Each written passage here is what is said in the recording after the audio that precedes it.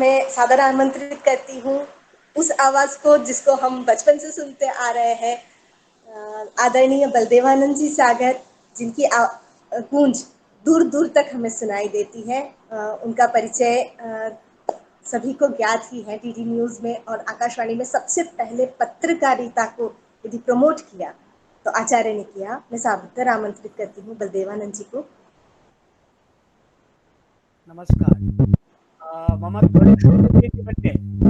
आमां सम्यक्तया। धन्यवादाः। नमस्करोमि। ॐ सदाशिवसमारम्भाम् शङ्कराचार्यमध्यमाम् अस्मदाचार्यपर्यन्ताम् वंदे गुरु परंपराम्। सद्गुरुभ्यो नमो नमः। आज के इस महनीय कार्यक्रम के हमारे विशिष्ट आचार्य तुलसी पीठाधीश्वर स्वामी रामभद्राचार्य जी, जगत गुरु जी, आपके चरणों में प्रणाम। और हमारे जितने भी विद्वान विद्वद्धौरेयाः सर्वेपि तेषां नामानि अहम उच्चारयामि। Professor Murli Manohar Pathak ji, professor Rajaram Shukla ji कुलपतिवर्याः, professor Shashinath Jha ji, आचार्य व्रजभूषण ओझा जी, प्रोफेसर रमेश गौड़ साहब, अभी आपको हमने सुना, और नरसिंहन जी, ये तो नाम है। बाकी सर्वेपि अत्र उपस्थिताः सर्वेषां स्वागतम्। अपि च सविनयं प्रणतिततयः अत्र निवेदयामि। यह कार्यक्रम बहुत अच्छा है। पत्रिका का नाम जाह्नवी है। जाह्नवी भगवती भागीरथी का नाम है, जो कि हम सबको पवित्र करती है, भारत की पहचान है, पूरे विश्व की पहचान है भगवती भागीरथी। उस नाम से विपिन बंधु ने जाह्नवी पत्रिका आरंभ की थी। मैं तो केवल इतना, आचार्य जी अगर सुन रहे हैं, रामभद्राचार्य जी महाराज जी और आप सब विद्वत जन, तो एक सीरीज शुरू की है जो CEC, consortium of educational communication, शैक्षिक संचार संकाय करके UGC का चैनल है, डीडी व्यास चैनल, वहां से प्रसारित होते व्याख्यान। संस्कृतम पठ आधुनिको भव, उसके 107 व्याख्यान अभी तक हो चुके, जो यूट्यूब पर अपलोड किया है।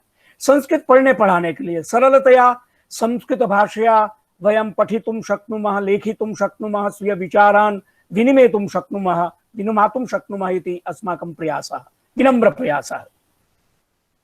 2015 को आरंभ किया था जनवरी में। तो पहला जो लेक्चर था उसका नाम था the use of Sanskrit in electronic media. Electronic media में संस्कृत कैसे प्रयुक्त की जाती, और उसमें मैंने बहुत विस्तार से जाह्नवी पत्रिका का संदर्भ देकर इस बात को रखा था कि यह पत्रिका कितना कार्य कर रही है।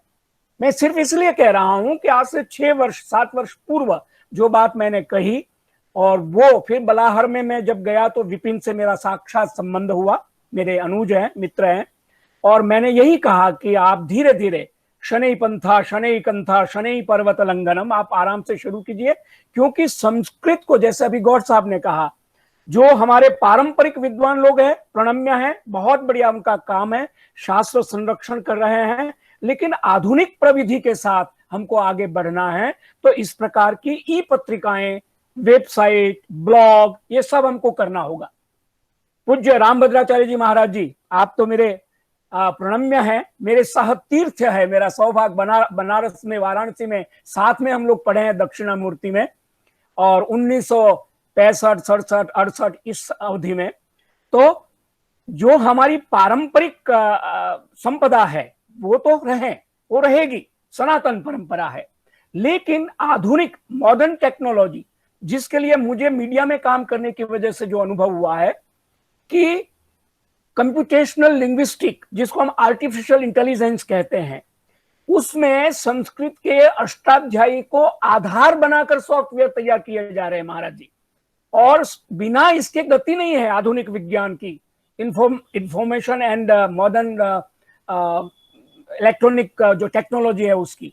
तो हमारा आधार ही इनको आगे बढ़ाने के लिए संबल प्रदान करता है।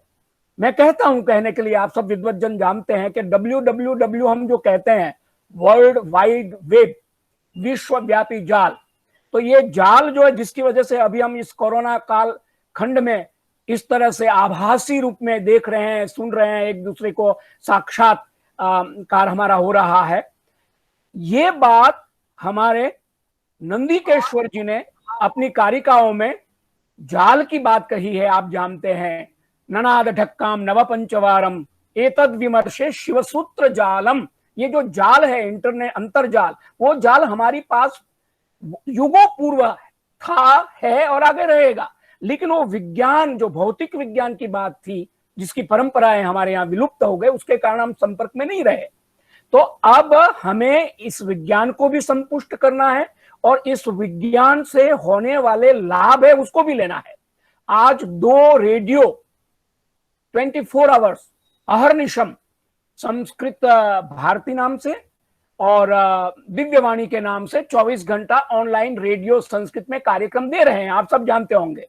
इसी प्रकार से जैसे जाह्नवी पत्रिका है, तो प्राची प्रज्ञा, संप्रति वार्ता, ऐसे बहुत सारी ई जर्नल है जो काम कर रही है। यद्यपि जाह्नवी का अपना स्थान है, लेकिन बाकी पत्र पत्रिकाएं भी हो, और पत्रकारिता में कार्य करने का मुझे सौभाग्य मिला है।